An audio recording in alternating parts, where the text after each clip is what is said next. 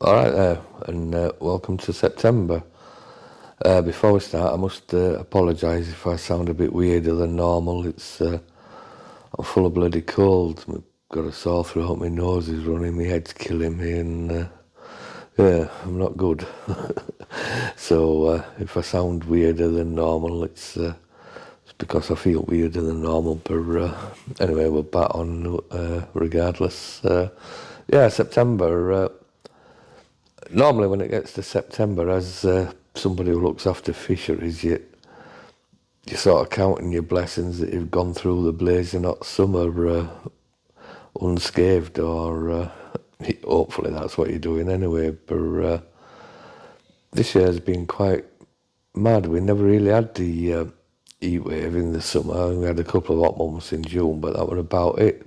And I kind of always had in my mind there might be some surprises coming in September, and actually that's why I got the weed boats in down at Ashmead during the cooler weather in August. And as it happens, I mean, call it luck or good planning, whatever, it don't really matter, but we got rid of the weed down at Ashmead, and then the hot weather came, and we didn't have the oxygen issues that we had down there last year. If you remember, it was quite serious down there last year, but I think doing the weed clearing when we did this time before the hot weather came, it's worked a treat, like I say. You could call it luck or good planning, whatever, it don't matter. The main thing is that the fish were safe, and we didn't have the oxygen issues. So, yeah, unfortunately, a lot of lakes and waters up and down the country didn't fare quite as good. I mean, touch wood, we've been all right. We got away with it relatively unscathed on all our waters, but I know a lot of waters that they've had some quite serious mortalities, and some of them actually been wiped out. And I know there were a lake in the water park. I got a phone call that the oxygen had crashed there, and they'd lost a couple of fish, and they were in dire straits. And fortunately, we were able to sort them an aerator out and get it down there for them. And yeah, I haven't heard anything, but hopefully no news is good news, and they got it sorted, and they didn't lose any fish. I know this particular water that I'm on about, and they have some big fish in there, so be a nightmare for them if they lost them. But hopefully we were able to help, and they got it sorted. Yeah, so yeah, it's been a bit weird this September. That was the first couple of weeks. We had the bloody heat wave, and then second couple of weeks into September, autumn certainly arrived, and the temperatures dropped, and the fishing on horseshoe just went ballistic. That's something I'll talk about a bit later on, but I really wanted to start off by saying, I don't know if you're aware, or hopefully you'll have heard by now, Derek Stritton, our chairman, has stood down from his chairman position. He stayed on board as a director, so he hadn't gone sort of thing. He's just stepped down as chairman. I think this is Derek's fourth or fifth stint as chairman. It kind of seems to be the big Sam of the Carp Society. Whenever there's a bit of turbulence, Derek seems to step in and steady the ship, and that's exactly what he did in his latest stint as chairman. Derek came on board after the EGM in 2016, and I think he actually only wanted to do it for 6 months or so, just to get things back on an even keel. But he ended up doing it for 6.5 years, and I think he's finally taken his toll. I think he wants his life back, and we wish him all the best. I mean, we're going to miss him. He's been a fantastic chairman, but like I say, he's still on the board, so he hasn't gone. But yeah, it'd be weird having meetings without Derek chairing them. So yeah, we wish him all the best anyway. And on a personal note, Derek's been as good as gold to me. He's supported me in everything I wanted to do down here, and he's helped me along, and I couldn't have wished to work with a better chairman, to be honest. So I kind of thank him from the bottom of my heart for everything he's done for me and all the support he's given me. And yeah, thank you very much, Derek. It's had all been plain sailing. He's told me off a couple of times, but given he's an ex-headmaster and I'm an ex-naughty naughty schoolboy, that was inevitable. But no, we've got on always great. Like I say, he's been so supportive, and not just in a professional capacity, but he's become a good friend as well. And yeah, like I say, we shall miss him as chair, but it'll still be here. So I don't expect too much to change. But yeah, going on to touch on the fishing earlier on.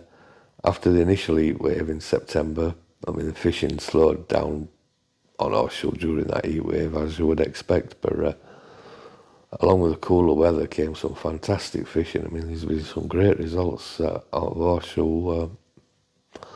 One of my favourite ones, though, is one of our anglers, Andy Powers. Andy's been fishing here 10 years or so, and he's exactly the kind of member you want and the kind of guy you want fishing on your lake. You know, he's ever so relaxed. He turns up, maybe does 3 or 4 nights a month, and he never complains. He just sets up, gets his rods out, and chills out, and tries to catch a few fish. And he's caught a few. He doesn't always catch, but he's had a few. But I didn't know he'd never had a 30 out of here in all the years he's fished here. So we were over the moon when he actually did catch a 30 on his last session here. And not only did he catch the 30, he caught another 30 and another 30. He ended up with 7 fish, 3 of them being over 30 pounds and one of them being 29. So absolutely fantastic session for Andy, and it couldn't have happened to a nicer man. He really is a nice guy. And his missus, who comes with him as well, she's a lovely lady. So yeah, I'm really pleased. I love it when stuff like that happens. It's not that nobody deserves it, but if anybody does deserve it, it is Andy. He's yeah, I'm over the moon with that. And yeah, I think the back end of September, we've probably had 20 different 30s out. It's the BCSG lads came down the other week, and they had a few 30s out between them. And yeah, it's just really well. I've been ever so pleased with that. We've still got a touch of the green. Excuse me. We've still got a touch of the green algae on the lake, but we've been checking the oxygen levels and they've been all right. So the fishing's been all right. All the fish that have been caught seem to be in decent conditions. So yeah, hopefully we can go into the autumn and all things will be good. But like I say, you never know. You can't rest on your laurels in this game. So anyway, that's quite enough of me waffling on. What I'll do, instead of telling you about the fish that have been caught, I'll show you a few pictures, and then Jesus Christ, I did tell you I wasn't feeling well. But before then, though, what I'll do now is I'll show you a few photos of some of the fish that have been out at Horseshoe since we last spoke, and then we'll catch up with Jamie Cook, the CEO of the Angling Trust. The Angling Trust guys came down here last week, I think it was, and they have their sort of team day down here, and where all the Angling Trust guys get together and discuss whatever it is they discuss, and a couple of them stay over and fish the night. So anyway, during that time I caught up with Jamie and had a great interview with him.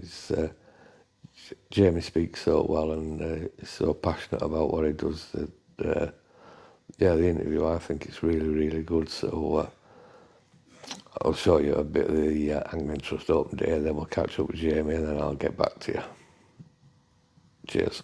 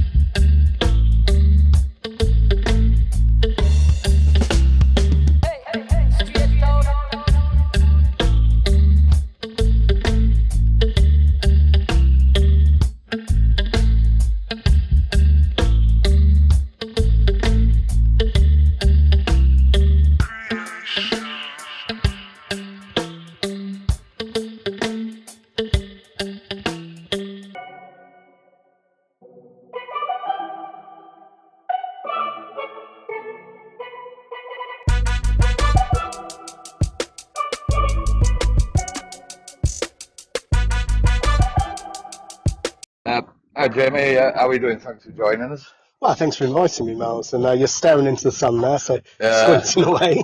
every video I do, I look back and I'm like that. We should change it round.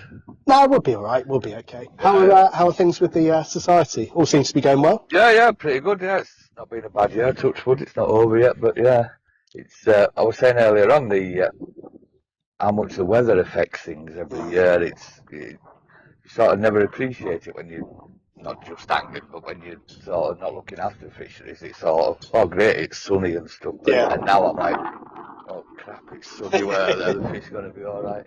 But Well, I think they'll appreciate a bit of sun on their backs at the moment. And yeah, it's been a blustery couple of days here. yeah, to be honest, weather-wise for the fish this year hasn't been bad. We didn't have a blazing hot summer, which I know annoys a lot of sort of people that enjoy the hot summer. But no, it's been all right for us. And the fish seems to be going really well. I mean, someone was saying to me that there have been. I've been here a couple of days because we've run our staff event here, as you kindly let us do, and there've been a few £30 fish out Yeah. as you wander around. Whether it's Summer Bay up at the other end, Winter Bay, it's not like one. You always used to get that rumour of the sort of one shoulder fish at Horseshoe, but there's been fish everywhere. Yeah, it's certainly changed over the years since the sort of restocking. Like I said, traditionally, where people who said the fish were here, they weren't there, Yeah. and it was like that. But in my experience now, you're never in a bad peg, I don't think. Although saying that, I fished a couple of nights the other week in the road bank on Winter Bay, and I had £18 of the first night. I thought, all right, happy days. And then I sat there another 2 or 3 nights and not a touch. And Carl kept coming around saying, oh, matey boy in Summer Bay's just had a 30s, and I'm not one for moving, so I just had to You've got to sit touch there. your own medicine then, from everyone else then. Yeah. Well, I did last night, and it wasn't the fish's fault. I ended up on fish this morning, had to make a quick move, but had fish shown over me this morning, couldn't catch them. So that's down to the angler and not the bait or the fish. I got this week it's sort of slowed down a bit this week. Like I said last week, there must have been 15, 16, 30s out. This week there's been a few fish out, but it's definitely sort of that weather, that changeable weather coming into autumn. I imagine with all that rain going in, the water temperature's dropped a bit. Yeah, we've had the green algae on it. Yeah, I saw a touch of the algae bloom. It must have been here about 3 months. Normally, a bit of rain and wind sort of gets rid of it, but it just seems to have lingered this time. I don't know. But I think it's been nationwide. I know a couple of social media posts on back in Huddersfield where I am. All the public reservoirs have been closed because of the blue-green algae.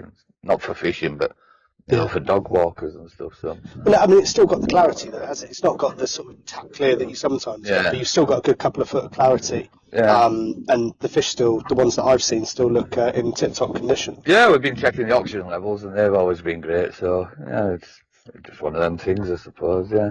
And you had a brilliant festival of carp, did you call it? Our guys were here and had hundreds of kids through it. Yeah, we did. We had we're in July now. I lose track of time. Was it July or August? I was away, I remember, so I couldn't come up personally, which was a pity. But yeah, we had the Angling Trust Get Fishing team, and that's the coaches. So they've got all their qualifications and DBS checks and whatever else, and they had hundreds of kids through, I think, and really enjoyed it. And I think there's some talk about doing some follow-on sessions because you've got a number of sort of towns around here and local schools and things like that can link in, and trying to bring more kids into the sport's one of the key priorities for us as an organisation and a sport, but also for the trade, because you need that pipeline of people coming through, and it's that we had Bev Clifford here with us yesterday, and it's that idea of if you can see it, you can be it, and promoting angling and the benefits it delivers to everyone. And we do a huge amount of work in that area, massive amount of investment, but it's one of our roles as a national governing body to create those pathways. And one of the things that we've launched this year since we last spoke, because it's I probably last did this with you just after lockdown when we first met, and we got fishing back, and we're trying to keep fishing back, which we managed to do. But one of the things that I was really keen to launch was something in schools. Because I kept talking to the trade, and they said the thing that we're missing as a sport is lots of other sports go into schools, and we haven't got anything like that. And so we've launched the Real Education Programme. I've had some good support from Shakespeare, who have put a proper sum of money behind it to make it work. And we've launched, so it's not taking kids fishing, but it's going into schools. We work with teachers, and the Department for Education has come up with a curriculum, covers 3 or 4 areas of the curriculum, and means that qualified coaches go into the school and talk to kids about water, nature, the environment, and then promote fishing. They do some fun exercises, and then at the end of it, they find out, do the kids want to come and have a go at fishing? At the moment, we run about 80% of the kids say yes, they would. And so we provide information on local get fishing events like the one you held here, so that those kids can come somewhere safe where they can catch some fish and get some proper tuition. So we act as almost like the catalyst and the promoting it, creating that desire in the kids to go fishing, and then pass them on to the local community, which there's no point in having sort of rent a coach or paying loads of money for coaches on a one-to-one session before you know if the kids are going to take to it or not. And if you're a parent and you've got a kid who wants to fish and they sort of come along for, that sun's gone in, it's better for you now, for one day and come and have a taster session, as great as that is, if they can't come back the next week and the next week and go to the same place and build on that, they're not going to become lifelong anglers, and we're wasting the resource and the opportunity. So it's brilliant to have people like the Carp Society support that get fishing programme, the awards. Said the Trader got behind it a lot, and so this year I think the schools programme's already put about 19,000 children. We've gone into schools and sort of given them this education. And in terms of those get fishing events like you saw here, I think last year was 38,000 kids and families coming in. And the key is we get them back, so they don't just come once, as we say.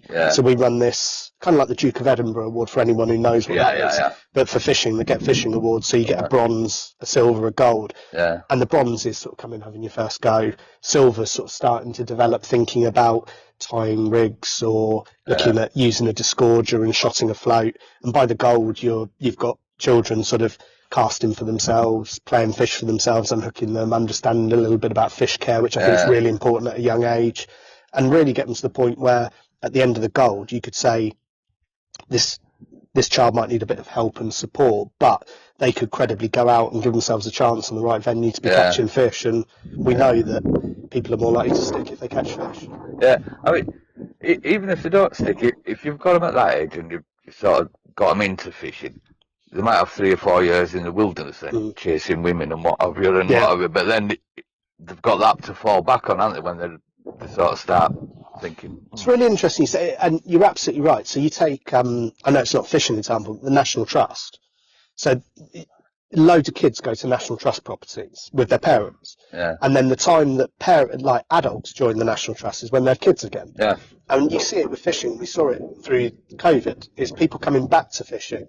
Yes, we created some new anglers through that period, but lots of people are people who used to sit on a boss box in the 80s and had fallen out of fishing, or had got, like you say, to 16, 17, 18, and other things were more interesting. But now 20 years on, they were in the 30s or the 40s, they had young kids themselves, and they were like, I remember doing that as a kid, and I want to come back. And I think the more we can promote the benefits of angling, the positive and the accessibility of it, the more chance we've got of bringing those people back, because it's not as easy as kicking a football around. You can put a couple of jumpers down, everyone can play football. Actually coming fishing, there's a bit of confidence around it. There's so much on the internet now, and the trade do a great job, and things like this, it's showing how to, you can follow those examples. But we've also got to get away from the idea that everyone has to come into fishing catching a tiny little gudgeon on a canal being their first fish, because in the world of sort of tablets and iPads and video games and whatever else, kids want that gratification, that excitement, and you and I both know it's fantastic to teach them to catch small fish, and there is that pathway through. But there's also that bit of, if they're watching Monster Carp or one of those programs, what they're seeing someone catch is something really exciting that pulls back, that when they put a photo up on social media, everyone's going to go, wow. That's why you see the growth of like lure fishing, and whether it's in the sea or in canals or rivers or lakes, people catching perch with a big exciting fin, or pike or bass or wrasse, and it's just, we're a broad church as a sport. Someone gets into it because they come to the Carp Society and have a first go in the stock pond and catch their first fish and they're hooked. Brilliant. Someone's down in Cornwall and we run an event, they catch a mackerel, and then they want to come back and they live in the Cotswolds and they're probably not going to go fishing in the sea the first time, but they'll come to a local fishery. So yeah, it's a big thing for us, is making it easy and that visibility of fishing as a positive thing to do, and then signposting, because we don't need to reinvent the wheel. We don't need to create loads and loads of content of how to fish, because the trade do that brilliantly. We just signpost into that and make sure that if someone, a parent, wants their child to have a go, there's a very simple route. Come onto our website, see the Get Fishing events, find an event near them, book on nice and easily, come along for free, and do it with a coach that's licensed, that's got their safeguarding checks. You can be confident that your child's safe, and go away and enjoy their first steps into the pastime that's given us so many years of pleasure. It's quite interesting to say that about the catching tiddlers and stuff. I'm as guilty as anyone, because I think if someone catches a 20 pound in the first year of fishing, I'm like, you've ruined 10 years of your fishing. But things have changed, like I say. Don't get me wrong. I mean, I know what you mean. I grew up in Reading on fishing on the Kennet or the Kennet and Avon Canal, and then progressed up. And it took me years to progress up to catching like a double-figure carp, because it was seen as too aspirational, too difficult. But we are in a different world here, and you'll still get those people who'll start fishing and build up and build up and build up. And I think that's brilliant. And the ability to fish for different species and different styles of fishing, whether it's coarse game or sea, is something that's fantastic, and I really promote when I talk to people about it, because you learn new skills and it actually improves your normal core type of fishing, whether that's match fishing or carp fishing or whatever it might be. But I just think we've got to accept that having good facilities like you've got here, having toilets, showers, means that there are people that maybe otherwise would look at fishing as being a bit too outside, too outdoors, not comfortable enough, that can then say, actually, well, I can come somewhere safe and do that. And then you look at the fish and kids wanting to catch something that pulls back a bit. And if that's how they want to start, and they want to start with catching a 2 or 3 pound carp or a tench that you and I might have taken a year or 2 years or 5 years building up to, we shouldn't put barriers in the way of people coming in, because if they're excited by that, yes, I think you can go a bit too far, and catching a massive fish before you're ready, understand how to handle it, is no good for the fish or for the angler long term. But there are different apprenticeships and different routes in. I think we should embrace all of them. Yeah, no, you're right. And it's definitely something I hadn't thought of, but no, it makes perfect sense. That's right. Also, sort of on a similar subject, I've seen a bit now that sort of doctors are now getting on board with prescribing. Fishing is sort of good for mental health and stuff. So we started that. So there's a College of Social Prescribing. So this is basically if you're going to your doctor, and things like angling's got proven benefits to PTSD. Work with lots of military charities, and there's iCarp down in Essex who do a fantastic job. And we supported Tackling Mines up in the northwest to get launched and get started. And Dave and the team there have done a phenomenal job. And really what you've got is doctors looking at different routes so that they don't have to prescribe people drugs. And one of the things that they can do is they were sort of prescribing go for a walk or get outside, and fishing's become as one of those really popular areas where doctors can say, well, look, actually, if you're struggling with your mental health and your well-being, or you've got depression or PTSD, yes, we'll treat X and Y, but let's put something positive in place you can do. And fishing's one of those. And the challenge we've got for it has almost been too successful. So you take things like our own interventions, Get Fishing for Wellbeing we run, which is sort of a blanket approach that sort of brings people into the different delivery partners. And then you've got the likes of Tackling Mines or iCarp or a number of others across the country. Tackling Mines are probably the best known with the media work that Dave's done. And they will work with local NHS providers to bring local people out into the local community and try fishing. The challenge is resource, is that there isn't money for social prescribing. So when a doctor writes you a prescription and says you need these drugs, you go and pay your £9 or whatever, whatever it is now, and go and get your drugs. The problem is when they say we need to go fishing, they look for someone who can take you fishing for free. And so we're trying really hard to sort of tap into new funding partnerships to find ways that we can continue to do this brilliant work. But it's one of those things that it's one of those sort of myths that I've had to bust since joining the Angling Trust, is the money doesn't come to us. but because we're a national governing body, because we've got all of the checks and balances in place, lots of these big funding awards will come to the Angling Trust. We don't take a penny out of it, but we just push it out into the community. And so the more and more we can do that and then feed it through. There was a thing called the Together Fund that we've got 2 rounds of funding out from Sport England. That's put about £250,000 into local delivery of things like mental health services or bringing disadvantaged groups into fishing.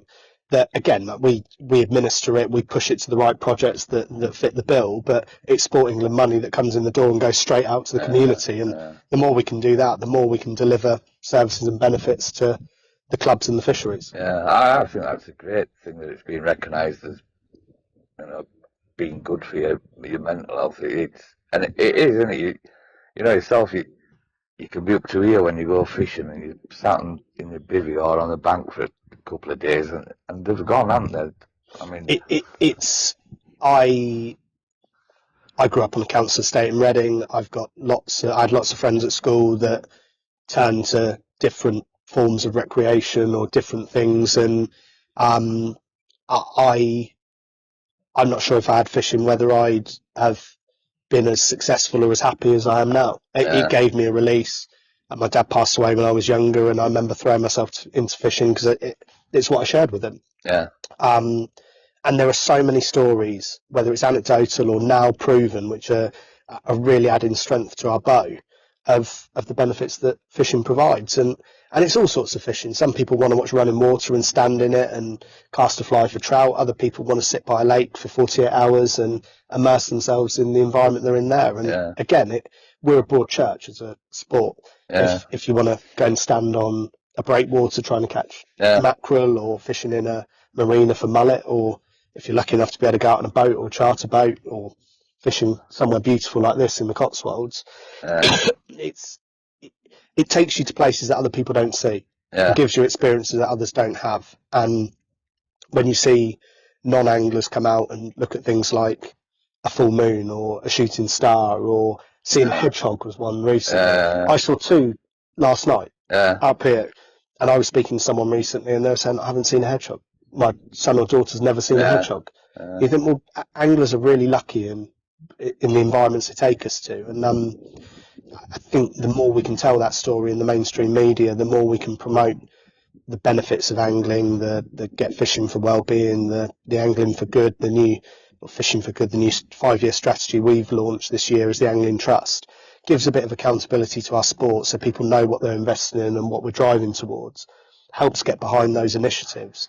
But Miles, so much of it is done through the local community. Volunteers are the lifeblood of this sport, like they are many amateur sports, and whether it's a fishery or a club or whatever it is, those volunteers that run the work parties, that do the administration, that do all the hard grunt, have got my admiration, because I know how hard they work to provide the fishing opportunities that we all value. And it's, it running a fishery, and running a number of fisheries, it's not easy. No, I mean, we couldn't do what we do without volunteers, and they are the lifeblood of it. Like you say,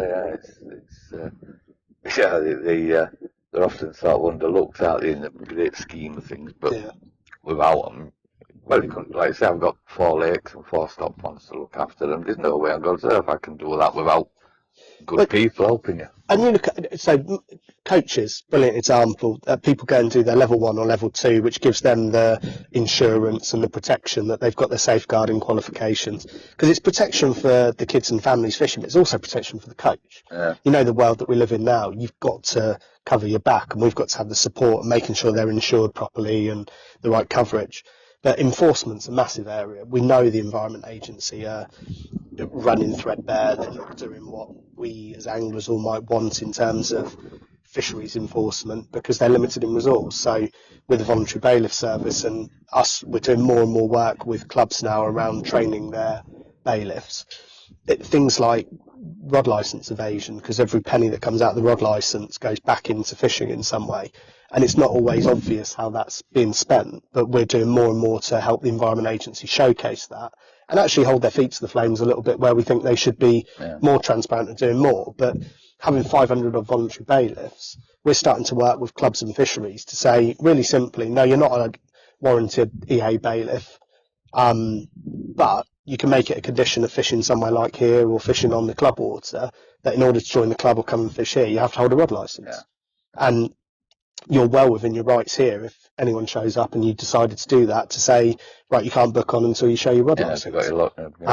And there's a number of clubs that started to do it. Reading District started to do it. Nottingham Piscatorial Society are a good example, have done brilliant work with it, where they're big clubs or societies that have got a strong membership, and they're saying, look, we want this for the right reason, because if you start to think if someone's not buying a rod licence, or if they're not, what other rules are they breaking? And what I was impressed, your guy came around and did a rig check today, and I'm sure every angler coming in is like, oh bloody hell, I've just got that out there perfectly. But in the grand scheme of things, there are things that you need to do. There's a carrot and a stick, isn't there? And being able to come and fish these places when it's so difficult to get on waters, because that's another challenge we've got since COVID, and numbers have gone up, come back down a little bit, and then they're sort of plateauing and going back up again a little bit, which is great. But the longer term element is that if you carp fish, as probably most of your listeners do, actually getting on good waters is a real challenge. I found from a personal perspective, my son was born in 2015. I stopped fishing Ashmead in 2015 when on the previous syndicate, and I thought, well, I'm going to take a break while he's younger. I won't get the time back, support my wife, and had a career change in that time as well. He's gone to school, younger sister's gone to school, starting to get back into the carp fishing now, and sort of really get the buzz back for it. But it's taken another 18 months for me to sort of get a couple of decent tickets, because you've got to build your pipeline back up. And I had to be thinking about that 2 or 3 years before I could get on. And it's why having high quality day ticket and open access waters is so important, alongside having the syndicates. Is different people come in for different reasons. And the two guys that I fished with last night don't maybe get to fish as much as they'd like to, because they've got busy careers and they've got young families again. They've always wanted to come and fish it, and the fact that they could join the Carp Society and come and book on and fish 24 hours, and they're now staying for another 24 because they're on some fish, and I really hope they catch a couple. That they've had an amazing time. But this is the type of place that, if it was behind the green gates as it is, and you couldn't get access to it, you'd read about, you'd hear about it. It's just important that we got that balance, because anglers come in all different shapes and forms. You get quite a lot of day ticket anglers that come here. They have a few sessions on the decide that they like it, and then they buy the permit. So without the day tickets, people wouldn't necessarily buy a permit, because it's a big commitment to somewhere where you've never really been before. So the day tickets and the permits work really well for us. Really. It's a really good balance, and because you've got the portfolio of lakes, I guess it allows you to use them and run them in different ways, and you see what's successful. But it means you get more and more value for that Carp Society membership, and you probably get the same as us. Is like, what am I paying my 25 and my 30 quid for? It's just a tax on anglers, blah blah blah. Then actually, when you start to work through all the stuff behind the scenes that the investment goes into, like for us, when you think about that coaching element there, the campaigning work we do, like the lobbying, whether it's in game, sea or coarse, freshwater or saltwater, we don't get a penny for that from anyone. Like the Environment Agency are going to pay us to take them to court and do some of the legal stuff that Fish Legal do, suing people like Southern Water, as we were in court yesterday. Like the money involved in that, we keep that investment, but every penny, we're not for profit, so every penny goes back. And I know from the same perspective there, you plough the money back in, but there are different models of doing things. And when guys I've been to quite a few of the big course competitions recently, because we've run Riverfest, which was really successful, Fishermania and the National Championships. When I first joined 3.5 years ago, the anglers were saying, like the membership, because like most governing bodies in Europe, if you fish those big competitions, you've got to be a member, because you're fishing for a team and whatever else. No, it's not fair, etc. As you deliver more and you do more, actually the anglers, when I see them now, are saying, I'm probably getting value for money, because I'm paying maybe 25 quid for a ticket as opposed to 50 quid for a ticket for a competition. And actually, when I pay my membership fee, I'm getting a lot more than that. And the water quality monitoring, the stuff we're doing, predation's always a big thing. So we've leveraged about £3 million for otter fencing in the last decade. That's rod licence money coming back to the fisheries. I know you can't fence everywhere, but that's one of the areas that we're supporting. On the rivers, it's a tougher balance with things like otters, but actually, if you can build up that assemblage of fish, and the fish now are developing, as lots of the experts said they would, and even some prominent anglers sort of who were very anti sort of saying now, is the fish are getting used to coexisting and living on side, and actually nature's finding a degree of a balance. It's not the way that we'd have wanted it, the way it was done way before my time's not the way that you'd supported, but they're a native species at the end of the day, and you need 326 MPs to change a law, and I can't find one who would support a cull of otters because of what it means. But you look at cormorants, and we're absolutely doubling down again on that. Crayfish are a big challenge, and you think about that sort of food chain, they really predate on the bottom of it. So we're doing more now. We're challenging the European Parliament through the European Anglers Alliance to try and do more around that type of invasive species in crayfish, and the management measures in place. The market's dropped out, so people don't want to trap them and sell them anymore. But looking at biosecure sites where you can dispose of them and get more of them out of the lakes and remove that biomass and that predation.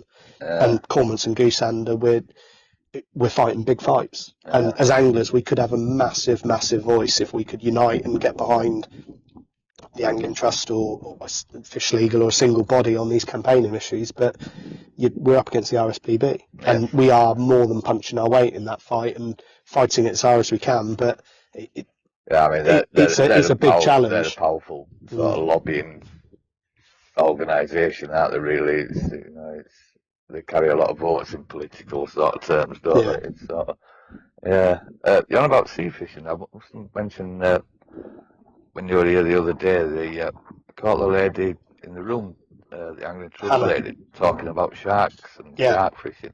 Well, she knows her stuff, and she's proper passionate about it. I was well impressed with that. It's amazing. It's really nice of you to say. So you get I never sort of wanted to have the public profile or be the sort of face of the organisation. It's not why I joined it, but what it allows me to do is give opportunities for people like Hannah or Dr. Emily Smith, who was here as well, who's like a world expert on invasive species and things like that. Hannah she's got her master's degrees in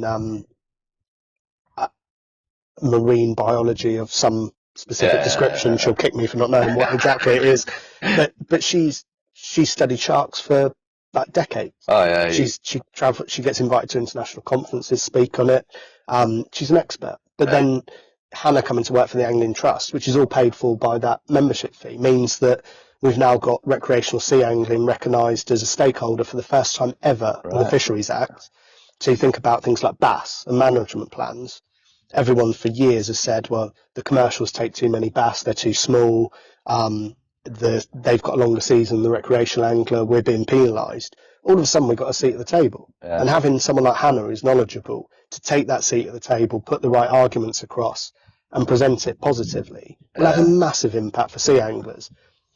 Just take a while for it to come through, but things like that are very difficult to talk about publicly because you're having conversations behind the scenes to try and get the right policy put in place. And when it does, then someone like Hannah has made that happen. And then she still gets what are the Angling Trust doing about it? It's like, this wouldn't have happened.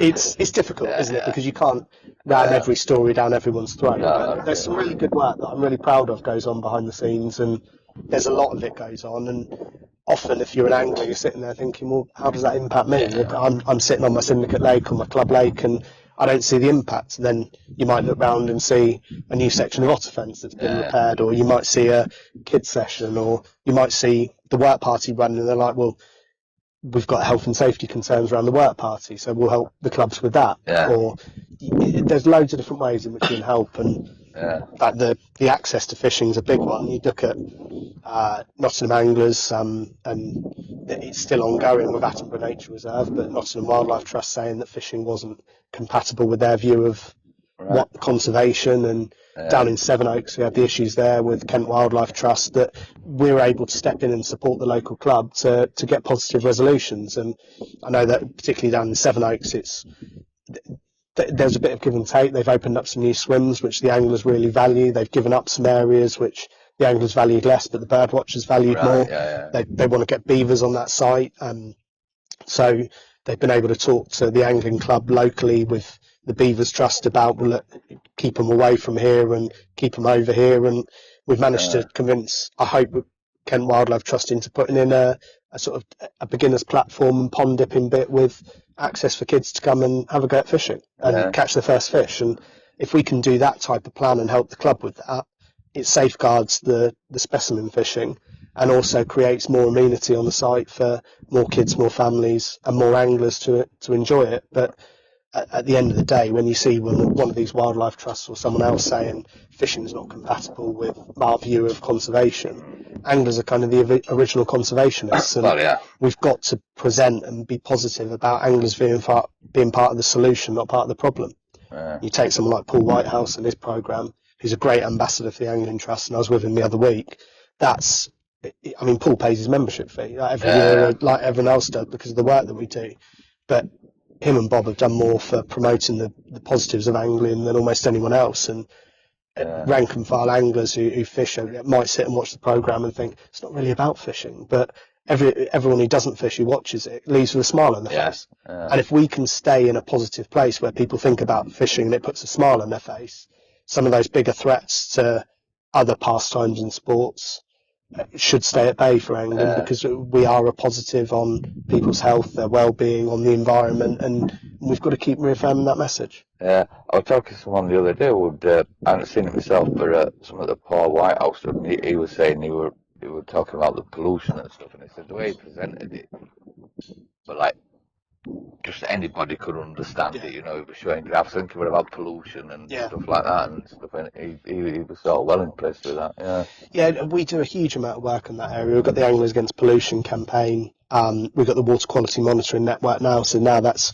hundreds of volunteers testing water in their own rivers, because the Environment Agency don't have the resource anymore to do the testing they did. And it just gives us tools to make the argument to the water companies, to the government, directly around Ofwat, through the government, to try and drive change and try and make things better, because we all rely on clean water. And actually, lots of other recreational sports have never really got involved in that environmental agenda, but we've been quite welcoming of them to say we work really closely with Surfers Against Sewage, for example, and the wild swimmers. Whilst there are sometimes tensions between the swimmers and the anglers where people are where they shouldn't be, or not really understanding or being respectful of one another locally, actually the more voices we can get around the impact that pollution's having on our rivers, the better it is for fish. Because as much as it pains me to say, fish are not top of the list for politicians. No. If it's furry, if it's got feathers, or if it's human, then it certainly comes higher up the political agenda. But we've got to leverage those partnerships and create the protection we need for fish by hook or by crook. And some of those partnerships are really valuable and starting to drive this up the agenda. And the key thing, Miles, is you look at Fish Legal, it's the sleeping giant, it's unique. People are scared of it because we're so good at what we do, and they get results.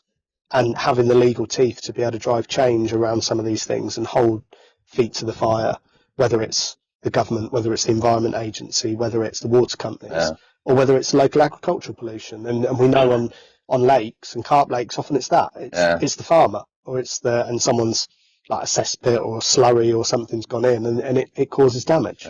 But we're always there we've got 2,500 fish or over now, fisheries and clubs members across the country, represent thousands of individuals, but the more individuals that join, the stronger we are, and we're always there to help those fisheries and those clubs and those individuals to fight for fishing in the environment, and someone needs to.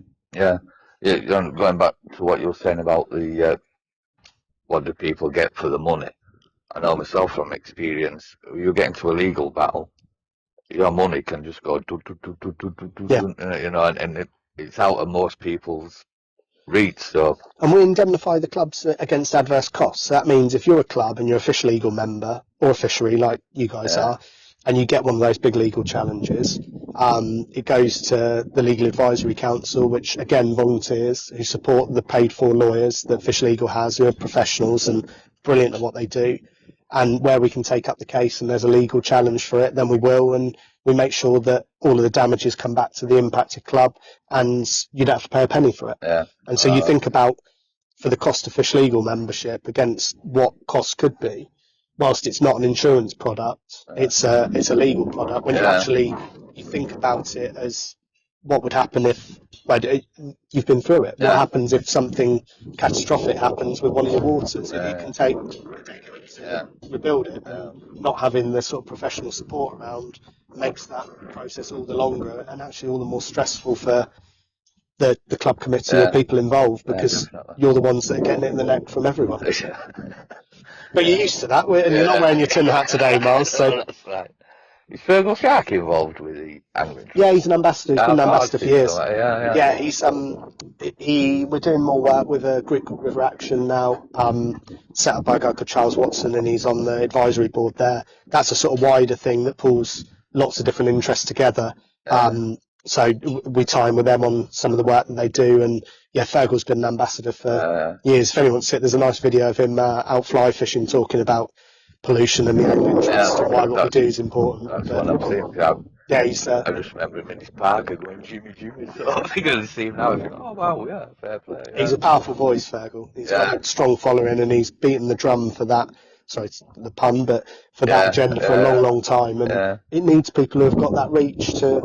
When those panorama shows went out a couple of years ago, the public genuinely did not know what was going on or how our river's been treated. And there's outcry, and it's building up and building up, and it's now one of the top issues in next year's election. The political parties haven't got an answer to it. The water companies have behaved abhorrently in terms of what they've done and stripped assets out and paid dividends, and now it's coming around, and actually there's a challenge, and there is a challenge that water in the world we're in with massive inflation is difficult, but water's probably been too cheap for too long. They haven't invested in infrastructure, they've taken the money out of it, and we need a plan moving forward.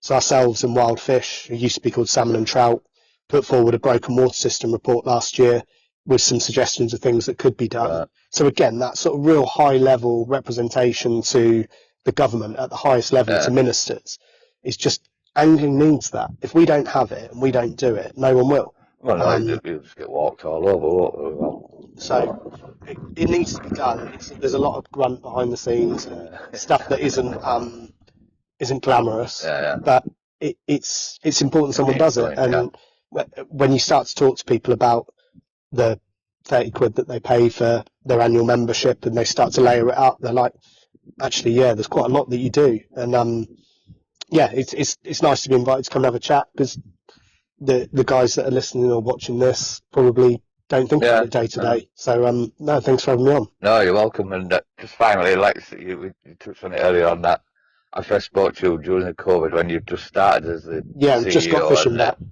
And like talk about baptism of fire, but we're now 3 or 4 years into your job, is it? Yeah, 3.5 years I must be now. Are you enjoying it and everything? Yeah, it's a massive privilege. I didn't come into the job to make a fortune. You know, from what I'd done in the past, you knew you were going to make less money than you were doing before. But I fished my whole life, and I looked at it and thought, I hadn't always been an Angling Trust member. I didn't know enough about it. I thought I can probably help to bring it to more people and explain what we do and do more. And things, I've got great pride in things like the schools programme that we've launched and the water quality monitor and Anglers Against Pollution we've launched since COVID. All of those things. And there were things that are challenging and things that in an ideal world you'd be able to deal with in different ways. There's lots of politics, which I've never been in politics, so it's a different world. But ultimately I want to help grow the sport of angling, support anglers, give them a proper voice, a powerful voice, and make our environments better for the fish that we love. And if I can have a contribution to doing that when I get to the point of retiring, not that I'm saying I'm going to be in this job for that long, but it'd be lovely. It's nice to do something that matters, and give something back to something you care about. So yeah, really enjoying it still. There's always some challenges with it. We volunteers, as you say, across all areas, massively important. So if anyone's listened to this or has heard anything about the like the schools program or coaching that's made them, or enforcement or anything else that's made them think, God, I'd love to be part of that, please get in touch, because you will make a big difference as we grow. But yeah, it's still here, Good. still hand on the tiller, and the team's growing, the impact we're having is growing. That always leads to a bit more expectation, because people see you have an impact in an area and want you to do more and more. So yeah, it's good we're moving in that direction, and long may it continue. Brilliant. Jim, Cheers, Miles. Thanks a lot. Fantastic. Thanks ever so much, and we'll see you again next year. Look forward to it. Before. Thanks a lot. Cheers, Jim. There you go, that's Jamie from the Angling Trust, and a few videos of their day down here, and yeah, it's always nice to see Jamie and the rest of the guys from the Trust. They get a lot of stick, but you know, they are a good organisation, and they do some good work. You know, people don't always see what they do, but hopefully Jamie were able to put across a bit of what they do in that interview, and yeah, lovely catching up with Jamie, and just nice listening to him. You know, he genuinely cares about what he does, and as anglers we can do a lot worse than get behind the Angling Trust. So anyway, I think we've gone on far enough for this month, so what I'll do is call it a day, and we'll catch up again in October. We'll see you later. Take care.